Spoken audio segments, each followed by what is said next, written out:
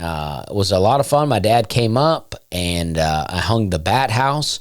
I'd like to say he helped, but even he said, I didn't really do much. I just stood there. I mean, my dad turned 76 on Friday, so he ain't climbing a lot of ladders these days. But I got a real tall ladder from a neighbor, and we put it up in the tree, and I hung the bat house. After a couple tries. Well, yeah, I mean, everybody out there acted like I'm supposed to be a bat house hanging expert. I've never hung a bat house. I took it up, and I don't want to hang it in the tree. That's not where I want to put it. But there's really no other place other than me buying a 15 to 20 foot pole that I don't even know where you get that at. I looked a couple of places. Nobody seems to have it. I don't even know where you get a 15, 20 foot pole. And so I went up to the top of the ladder into the tree, and I was just going to screw into the tree. But the way they have the bat house designed to where you put brackets on the side, even though it's a very large tree, it's not wide enough. The screws wouldn't go in that way. So, I don't know that. So I took it up, and then I'm like, it's not going to work this way. So I had to come back down. And then, and I don't want to put screws in my tree. I like my tree. I think of my tree, and I know that people say trees are alive, but I think of my tree as a living being back there, and I don't like putting screws in it, but I don't know what else to do. So I took it up there, and then I screwed a board into the tree, and then I took the bat house up and put the brackets into the board, and it's up there. It's not the way I want it to be, but yeah. It took me a couple of tries. You never gave up. Yeah. You never gave up, and I was so proud of you. But everybody out there was they were like the peanut gallery out there, my neighbor and Hannah and my dad, and it's like everybody's like, acting like I'm like I proclaimed to be the bat house hanging expert of the neighborhood. I'm like, listen, guys, all I want is some bats in this backyard. I think we all just saw how ridiculous it was. That out of nowhere, you're like, I need your ladder because I need to hang a bat house. And so the first question is, what the heck's a bat house? Well, yeah, I mean, there's questions, but it wasn't out of nowhere. I texted him a few weeks ago setting this up. Mm-hmm. I had prearranged this. Okay. And, I mean, my dad lives out in the country. He's had bats living in his barn and stuff like that. And, we're so far removed from nature that we just think the solution to getting rid of mosquitoes is mosquito repellent and hiring some service to come out here and spray. But I've got eastern bluebirds living out there. They're supposed to eat different types of insects.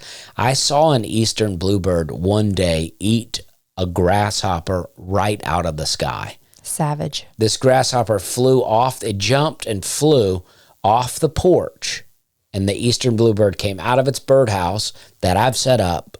It came out of it, flew, caught it, up in a tree. Circle of life. I mean, it's amazing. That's beautiful. And then, at the cabin, we have a creek nearby, a lot of standing water nearby, but we have less mosquitoes there than we have here, and we've seen bat activity out there. Mm-hmm. I think there's some bat activity here, too. You've said now, you've seen. Is the bat activity just you running around flapping your arms, or... or is there actually winged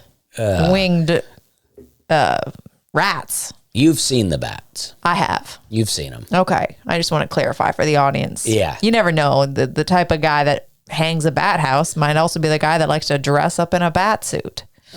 Yeah, maybe. But, I'm just bringing solutions to the neighborhood. Okay. I watched a video today on turning your neighborhood into a village, bringing people together. I'm just so into this idea. I mean, last week I watched a video on building ponds and permaculture. I'm so into this permaculture idea, the idea of the food forest. I've talked about this before, but I'm so into it.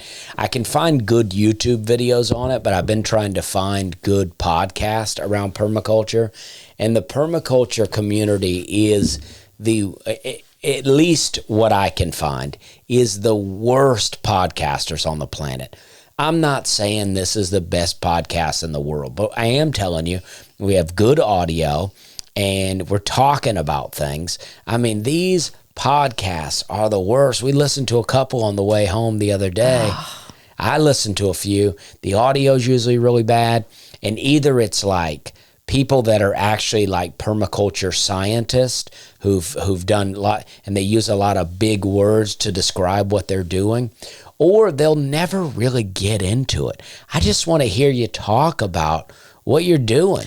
I think they spend so much time in nature that they have the personality of a dead leaf. Well, that could be true.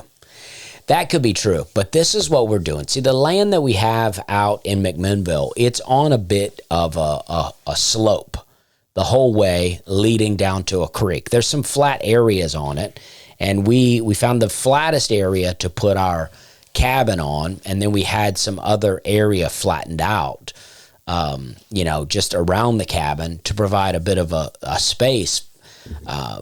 But we're going to add in like what they call swales, where you can, because we planted our trees a couple of years ago, we planted a bunch of trees out there, and we planted them on the slope. And my thinking at the time was, we have an orchard just going straight down the hill here, so we could just walk through and just pick apples and pears and plums. But what I realized is that we have in Tennessee, we have this hard clay soil. So when it rains a lot, it gets very moist and it really holds moisture. But when it's not raining a lot, it's as hard as a rock. So when this rain comes in, it just goes right down the hill and doesn't really soak up. But when you build these swales, and I don't know, you would have to look it up if this is something you're interested in. You can trap the water in and help it soak in, and then you plant trees on either side. So I'm going to have a guy come out, and I've already had him come out. We've talked about it. We've looked at the land. We're going to build some swales, and then we're going to plant trees. We're going to redo the orchard, and I will put some videos out on that when we get going with it. But this pond thing that I found, I shared it on Twitter, this pond video. I mean, I'm so into ponds now. I mean, I'm basically doing comedy now to supplement my permaculture food forest addiction. Passion. Yes, food forest addiction, passion, whatever you want to call it. I'm into it now. Mm-hmm. I'm trying to combat climate change, something that I don't even know exists I just think I never buy into the climate change stuff. But what I can get down with is the idea that we're not treating the environment well. The way we live, I mean, the amount of garbage that we have on a weekly basis around here. Mostly due to your Amazon purchases. But. Well, even though I compost those boxes. Okay. But yeah, I mean, we have a lot of trash. Mm-hmm. And it's just like, it blows my mind. We'll get the trash will come, they'll empty the can. Sometimes I'm like, oh no, it's full already. How are we going to make it a whole week? We shove it up in there. We do. We shove it right up in there. Yeah. But it's like there's so much trash. And there's just so much stuff. And so I'm just out here. You want to be a good steward of this earth. And we've noticed, now I don't want to say there's no wildlife, because there's a lot of turkeys, and then we've seen deer out on the land. But other than that, there's not been a ton of wildlife out there. But I got some bird houses and some bird feeders. And lately we've been seeing a few birds, and then I saw a squirrel the other day. So there's something, but I in a way I like that there's not a lot of wildlife out there, because I want to see what we can bring in.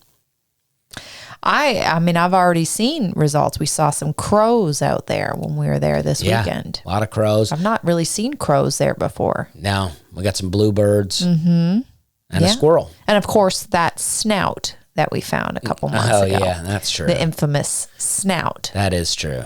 Yeah. I showed that to my dad, and my dad even seemed a little shocked by the snout. I became more shocked when he was shocked.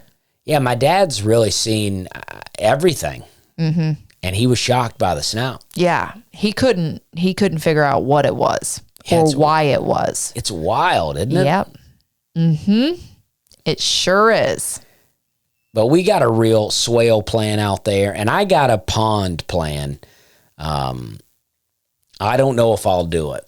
I want to buy more land just to build some ponds. I got to get into getting some government grants. I know they're giving out some government grants for people doing agricultural projects, and I'm ready to get into it. What I want to find is bad land. I want land that no one is doing anything with, and it seems desolate, because I want to try to turn it around. Oh, I'm looking forward to it. I'm into it. Yeah.